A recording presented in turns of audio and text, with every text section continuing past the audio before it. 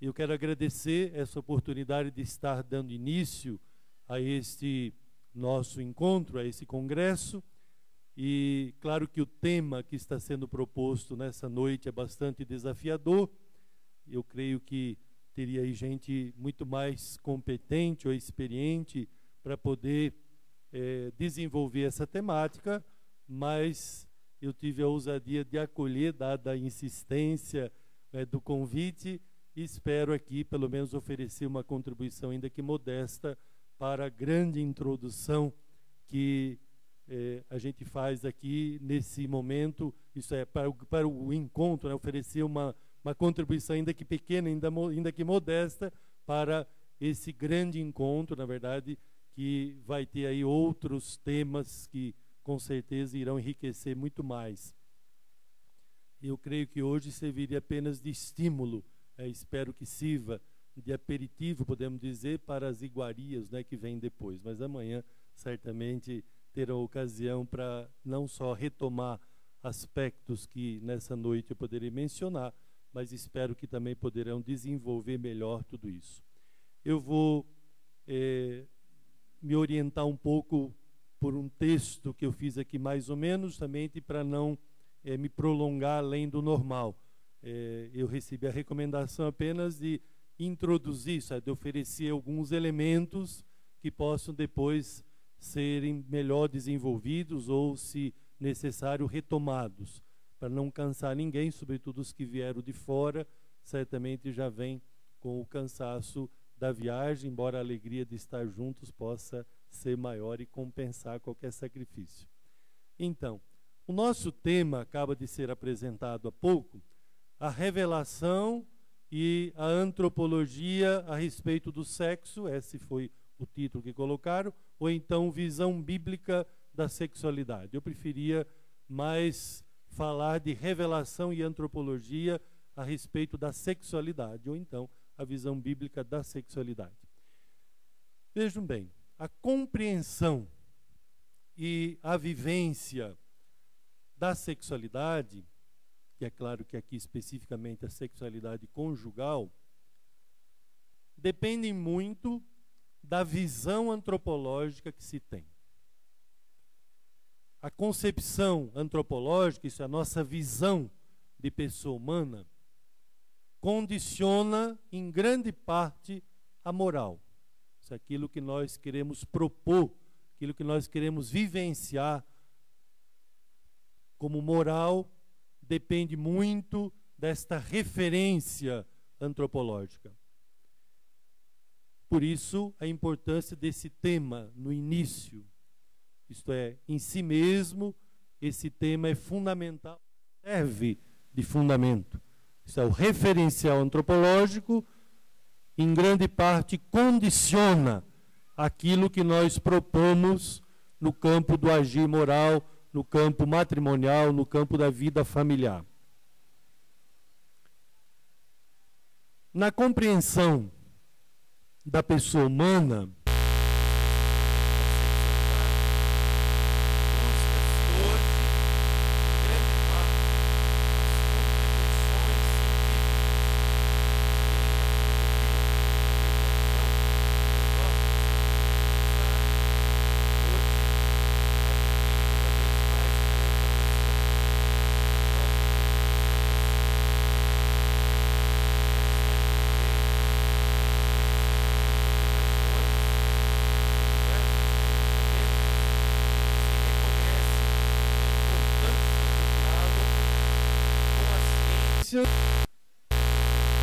filosofia, a Igreja apresenta critérios norteadores desse diálogo com as ciências, com a filosofia, em busca de compreender melhor a pessoa humana e, mais particularmente, a sexualidade.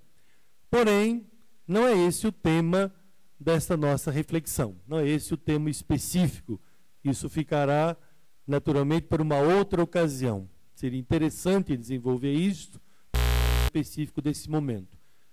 Eu quero destacar apenas como premissa desta reflexão, ou como premissa desse congresso, a necessidade de se ir além dos dados científicos e mesmo da contribuição da filosofia ou das contribuições do pensamento filosófico.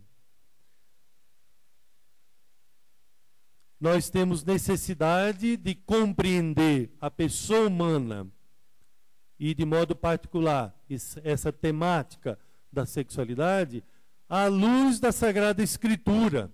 Por quê? Porque é a palavra de Deus que nos revela o significado mais profundo, o sentido maior da pessoa humana no seu conjunto, incluindo-se aí a sexualidade humana. A sexualidade humana não pode ficar à margem do campo da espiritualidade e, naturalmente, do campo da moral. Se nós fizéssemos assim, isso é, se nós excluíssemos a sexualidade do campo da teologia, da espiritualidade, da moral, nós estaríamos apenas confirmando uma tendência muito difusa no nosso tempo, na cultura contemporânea, de exclusão da ética do campo da sexualidade. Ou então, de uma pretensa neutralidade ética da sexualidade que tem sido defendida por muitos e, infelizmente, vivida por muitos outros. Então, é claro que um tratamento justo, um tratamento mais aprofundado desse tema proposto, ele exigiria, sem dúvida, que um tempo maior de exposição e, penso eu, que exigiria a colaboração de alguém muito mais especializado no assunto. Por isso, eu não tenho como apresentar aqui um tratamento completo, um tratamento aprofundado desse tema que é fundamental. Eu vou então destacar apenas alguns pontos, algumas referências fundamentais que vão servir para a nossa reflexão, creio que para a reflexão posterior, mas que eventualmente, de alguma maneira, nos estimulam ou nos ajudam na indicação de critérios éticos para orientar a vivência da sexualidade conjugal e, sobretudo, para fundamentar o planejamento natural da família. Quais são esses pontos? Eu creio que nós já conhecemos bastante, por isso que eu digo que vou apenas destacar, recordar, é mais do que apresentar de maneira sistemática e aprofundada. Então, um primeiro aspecto que se destaca quando nós falamos da revelação e da antropologia, isto é, da antropologia a respeito da sexualidade, ou então, não só da antropologia, mas da sexualidade, e especificamente da sexualidade, mas da visão antropológica em termos de revelação, isso é, quando nós tratamos desse assunto, um primeiro ponto que se destaca, e eu gostaria aqui de recordar, é o seguinte: a dignidade da sexualidade humana decorrente da dignidade da pessoa humana. Ou seja, nós temos que aqui retomar, à luz da Sagrada Escritura, inspirados na revelação bíblica, nós temos que retomar uma questão muito conhecida entre nós, mas nem sempre devidamente afirmada na sociedade atual, que é a questão da dignidade da sexualidade, mas não como algo à parte, mas decorrente, como consequência da própria dignidade inviolável da pessoa humana. Trata-se de dignidade inviolável, segundo a própria Igreja expressa no seu magistério, porque o ser humano é imagem e semelhança de Deus. Assim foi criado. Então, a dignidade da sexualidade humana, a dignidade da pessoa humana, é um dado antropológico, isto é, alguma coisa que constitui essencialmente a pessoa humana. Não é algo acidental, secundário. Não, a sexualidade humana, a dignidade da própria sexualidade, como dado antropológico, é algo que marca o ser humano como tal, a sua natureza. E podemos dizer aqui, com a ajuda das ciências, desde o nível biológico, desde o nível cromossomático, nós temos essa marca. de seres humanos sexuados, isto é, a sexualidade participando da própria vida, da natureza da pessoa humana e a sua dignidade relacionada com a própria dignidade da pessoa humana. E essa dignidade da pessoa humana, como nós sabemos, não é uma concessão que a sociedade faz ou que uma autoridade decide fazer. Na verdade, a sociedade, a autoridade, as instituições, as leis devem assegurar o respeito, a defesa da vida, o respeito, a defesa da dignidade de cada pessoa humana. Então é algo que nós trazemos como dom do Criador e que ninguém pode tirar. Ninguém pode reduzir a sua própria dignidade ou negar a dignidade do outro, porque é dom de Deus. E a sexualidade humana participa dessa dignidade da pessoa humana, porque constitui o seu próprio ser.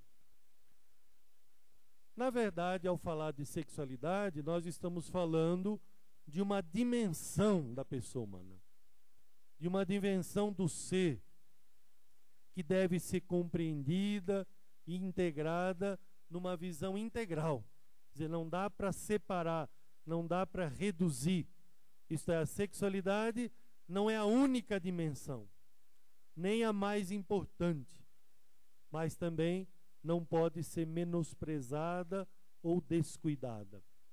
Ela é importante e deve receber essa devida importância no campo teológico, no campo da espiritualidade, no campo do agir moral, no campo da pastoral.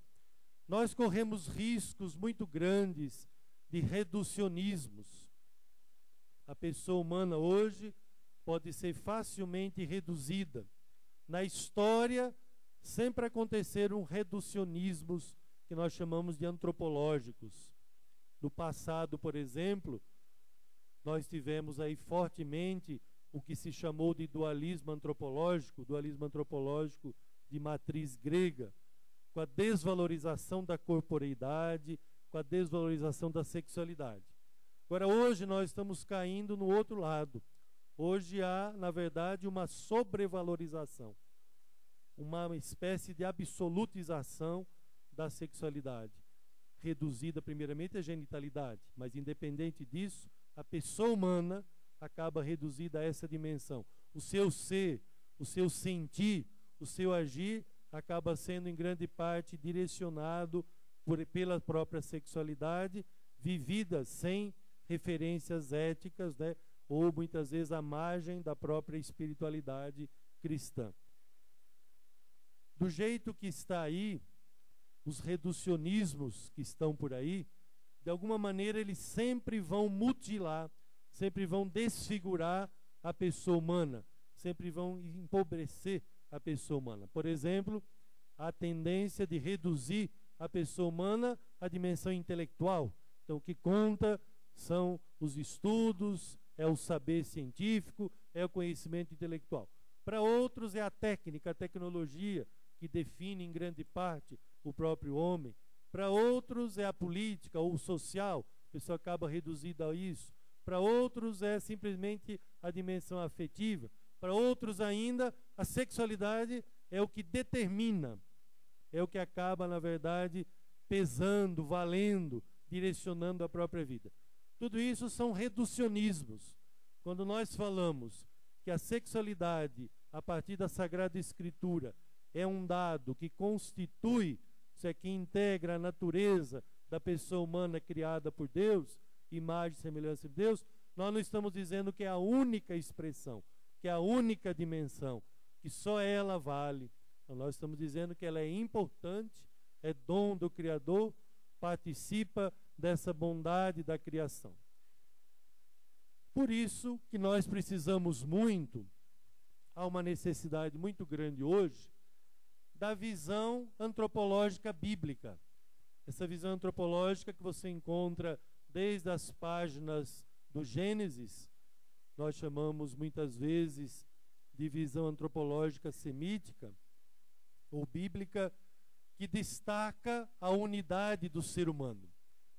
Nós não temos aqui ocasião para isso, não é possível agora fazer um estudo maior a respeito disso.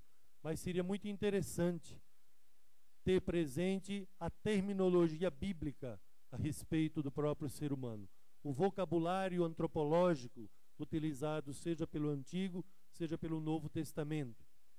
E nós vamos perceber que já no vocabulário bíblico, os termos utilizados destacam sempre esta unidade fundamental do ser humano. E, naturalmente, que a sexualidade participa disso, deve ser compreendida, integrada nesse conjunto, e não o contrário, o conjunto reduzido a ela. Diferentemente da concepção bíblica, essa visão mais unitária do ser humano, nós sabemos que ao longo da história estiveram presentes e em alguns momentos fizeram muito estrago, causaram muitos problemas. Por exemplo, uma visão grega clássica, radicalmente dualista, que desvalorizava toda a dimensão corporal ou toda a dimensão da afetividade ou da sexualidade. Tivemos o maniqueísmo, com uma concepção errônea a respeito da pessoa humana e do mundo. Tivemos aí nos inícios do cristianismo, as primeiras comunidades cristãs já enfrentaram o problema sério do gnosticismo.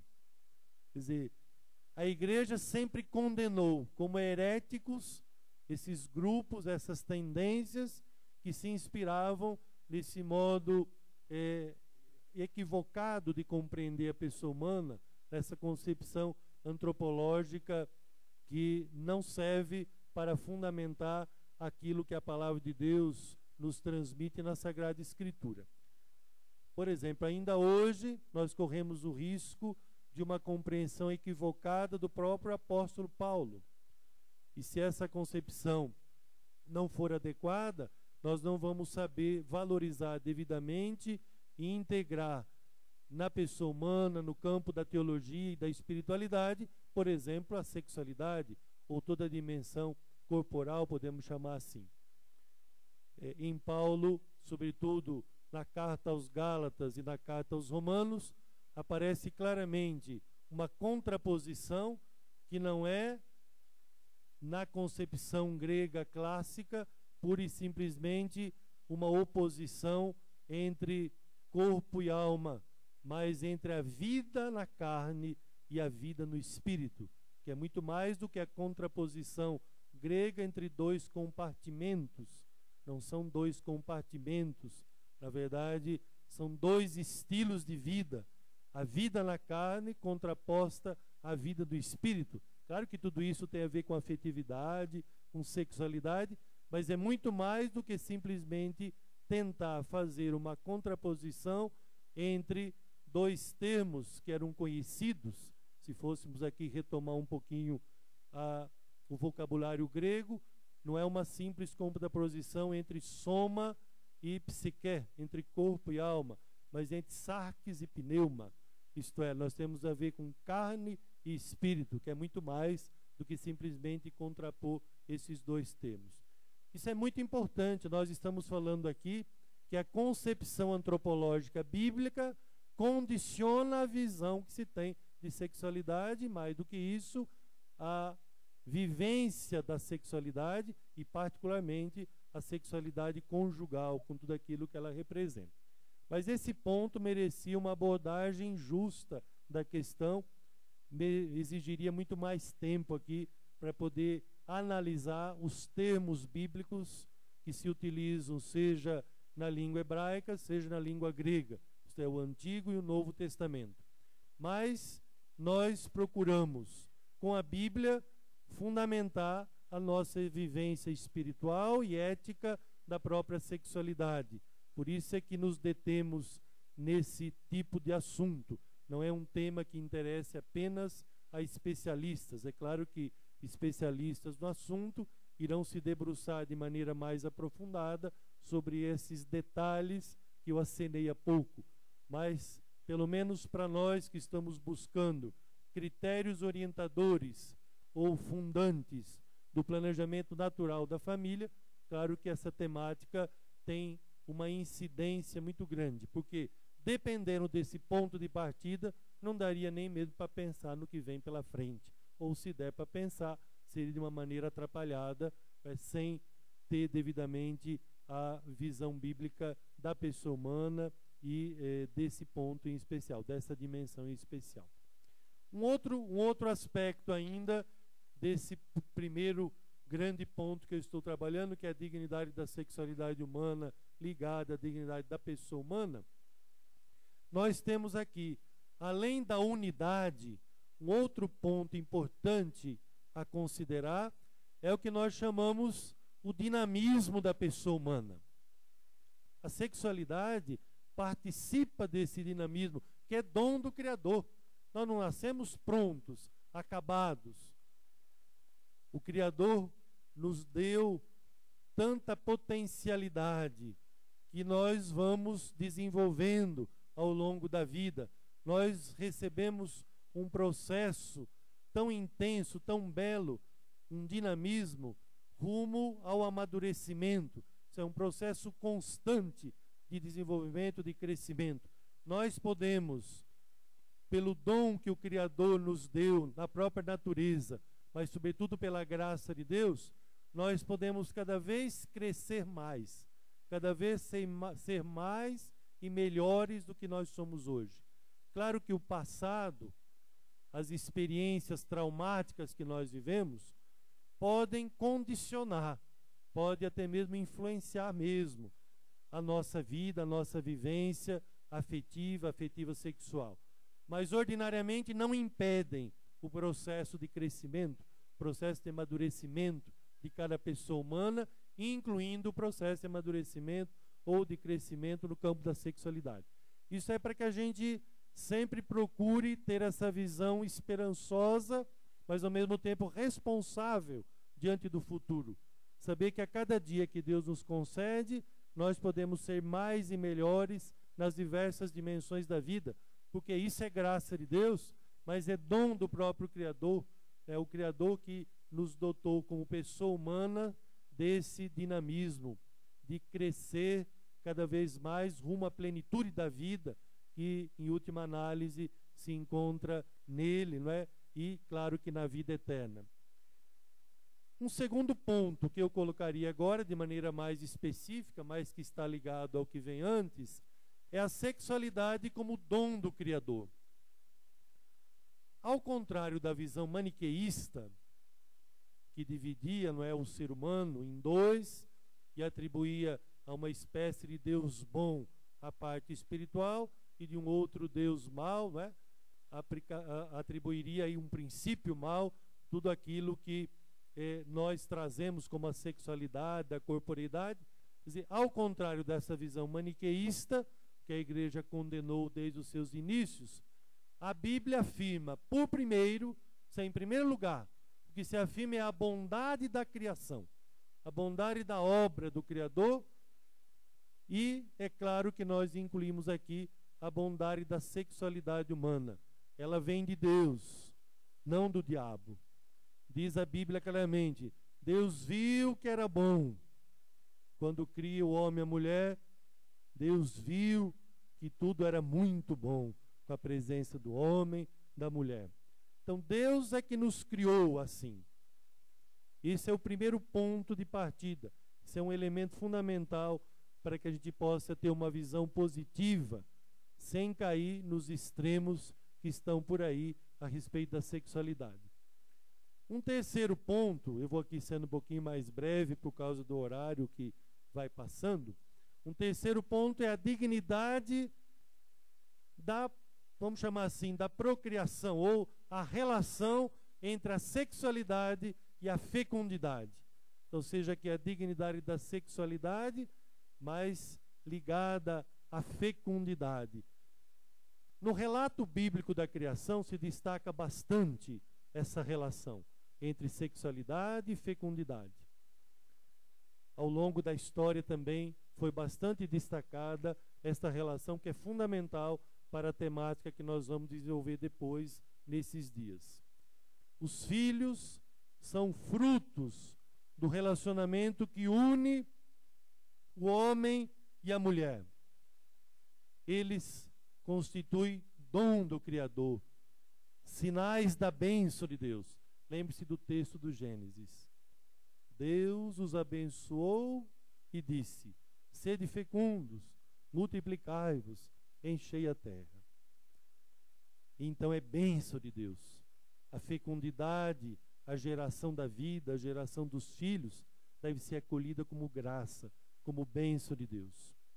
Mas ao mesmo tempo, esta transmissão da vida, a geração dos filhos, aparece como tarefa, como responsabilidade.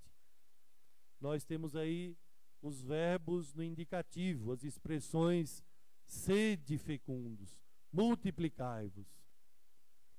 Então, a fecundidade da sexualidade, a abertura fundamental à vida, devem sempre nortear a questão dos métodos de regulação da natalidade, como ocorre com os métodos naturais.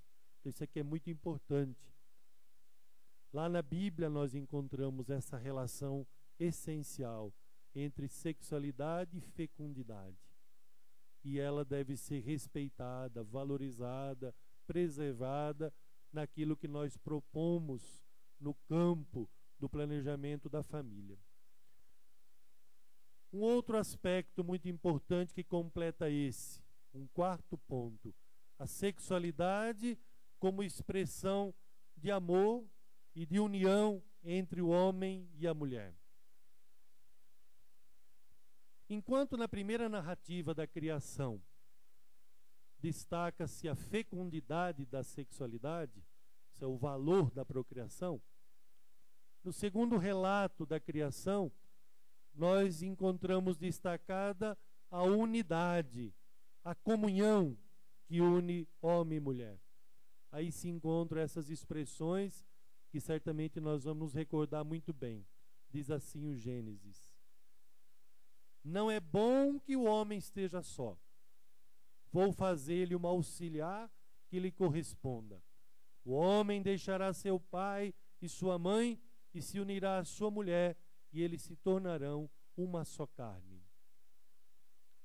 Então, acrescente-se a isso a imagem tão preciosa da origem da mulher a partir da costela de Adão, com aquela resposta de Adão exclamando: ela é osso dos meus ossos, carne da minha carne. E essa unidade é tão grande, tão profunda, que levará Jesus a confirmar dizendo: o que Deus uniu, o homem não separe. Portanto, na própria narrativa da criação, nós encontramos um primeiro momento destacada a finalidade procriativa da sexualidade, ou então a relação entre sexualidade e fecundidade, mas logo depois, na narrativa do paraíso, a respeito do jardim, nós ali vamos encontrar destacada esta outra dimensão essencial na compreensão da sexualidade humana, que é a unidade entre homem e mulher, isto é, o fato de serem uma só carne. E por isso que nós assumimos como base, como fundamento das relações sexuais, o amor, a unidade conjugal. Isso já está pressuposto nesse texto. Os filhos não são frutos do acaso, nós sabemos disso.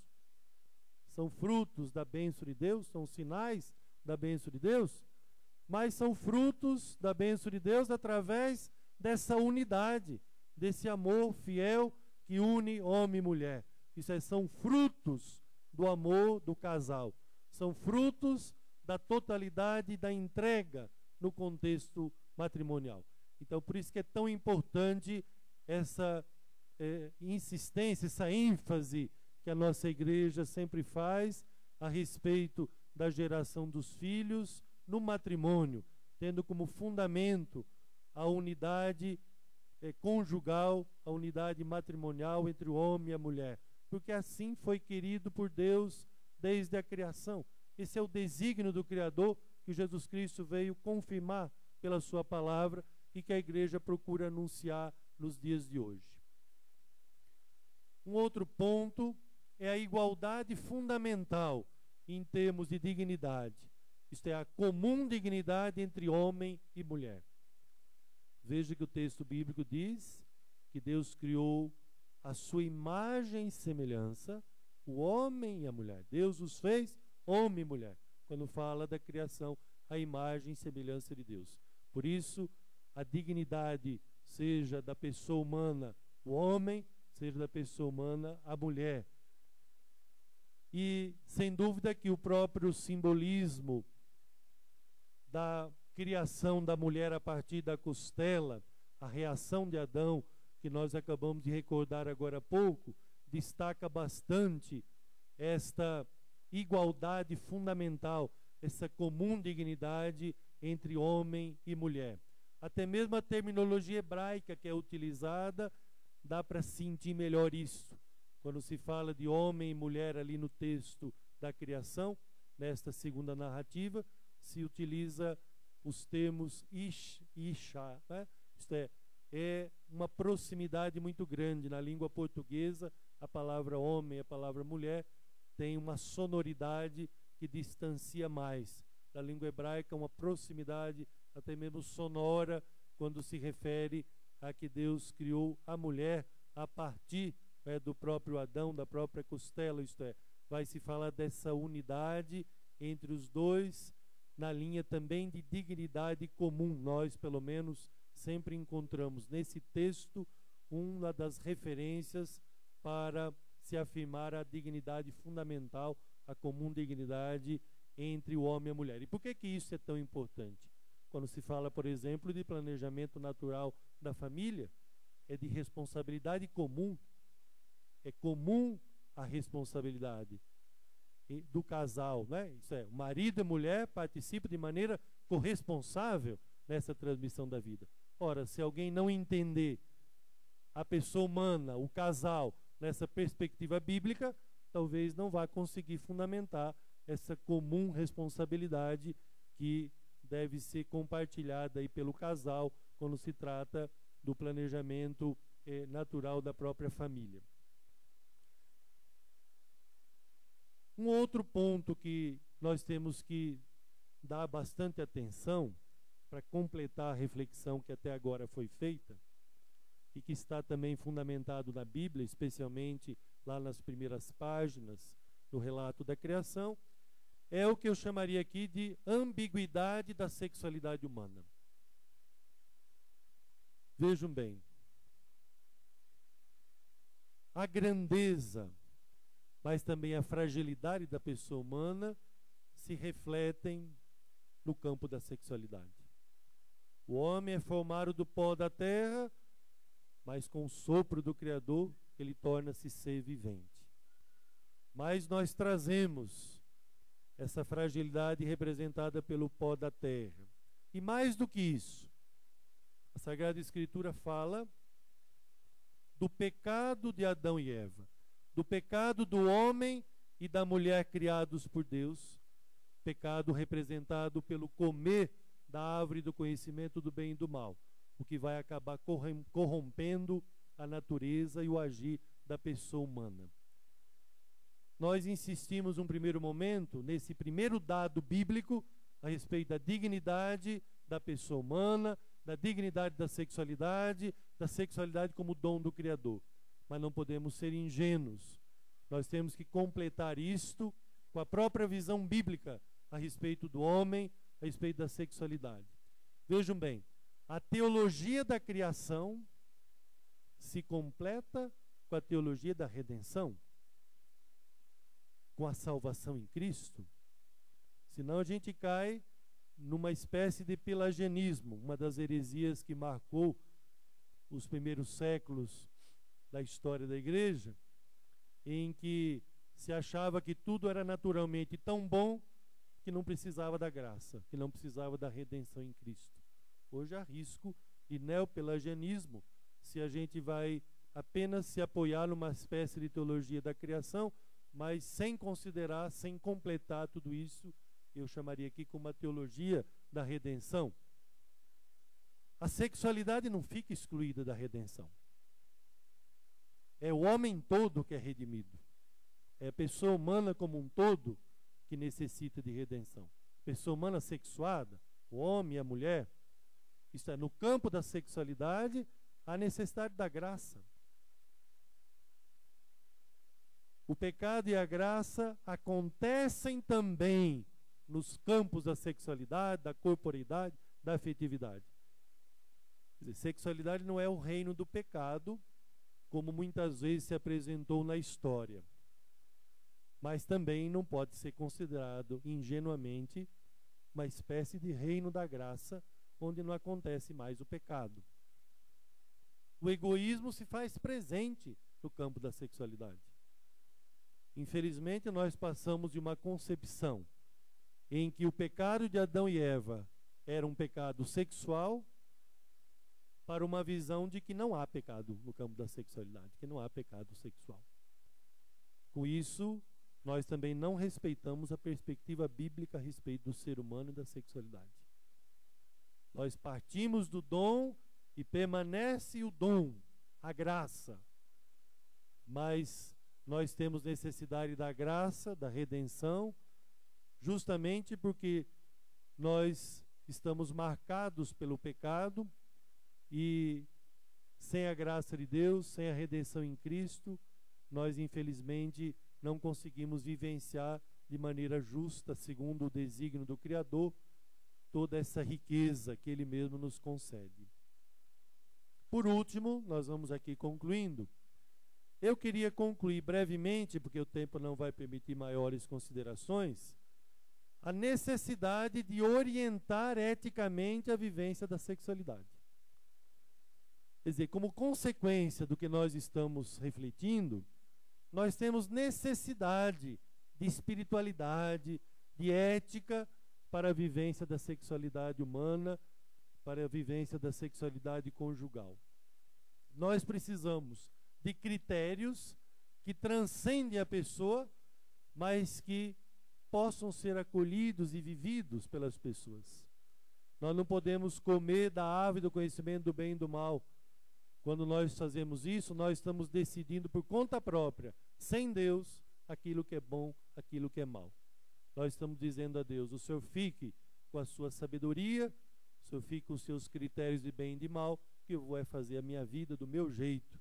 E aí nós acabamos estragando a vida e o mundo que Deus queria e quer que seja mesmo um verdadeiro paraíso. Então, nós não podemos vivenciar de qualquer jeito como acontece hoje. Infelizmente, há uma tendência, como eu dizia no início, de excluir a sexualidade do âmbito da moral, do âmbito da ética, como se houvesse uma neutralidade ética da moral. Aí é o vale tudo. Vale tudo, como nós sabemos, é o nome de uma luta onde sempre alguém se dá mal, não é?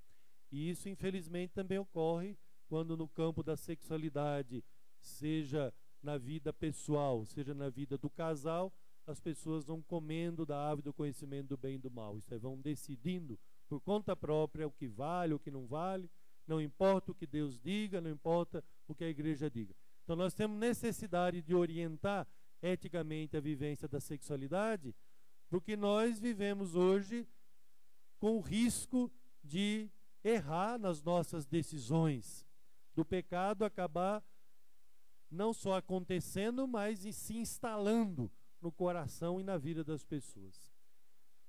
A Bíblia mostra que Deus educa seu povo. Que Deus educa seu povo, incluindo a educação para a vivência da sexualidade, do matrimônio, da vida da família. Por isso, meus irmãos e minhas irmãs, que é tão importante essa temática que nós trabalhamos nesses dias, porque nós precisamos desenvolver cada vez mais uma fundamentação teológica da questão da vivência da sexualidade conjugal, da transmissão responsável da vida no matrimônio. Nós precisamos de desenvolver uma vivência espiritual, uma espiritualidade que fundamente tudo isto, e também precisamos trabalhar sob o ponto de vista ético e pastoral essa questão da sexualidade na vida do casal, na vida da família. Como eu disse no início, essa colocação inicial, essa reflexão, queria ser apenas um estímulo para que vocês depois possam continuar nos próximos dias a trabalhar as outras questões que virão. Eu espero que ninguém tenha desistido de participar do resto depois de ouvir esse início, né? Mas, se Deus quiser, vão sentir ainda mais necessidade, porque com certeza a gente vai percebendo a importância, a gravidade, se não daquilo que eu estou apresentando, mas dos temas que estão aqui em questão. Então, eu espero que nos próximos dias, muito do que aqui ficou limitado possa ser melhor desenvolvido, retomado aí pelos que virão muito mais competentes nesses diversos assuntos. Então, muito obrigado desde já pela acolhida, pela atenção, pela paciência de todos em me ouvir. Obrigado.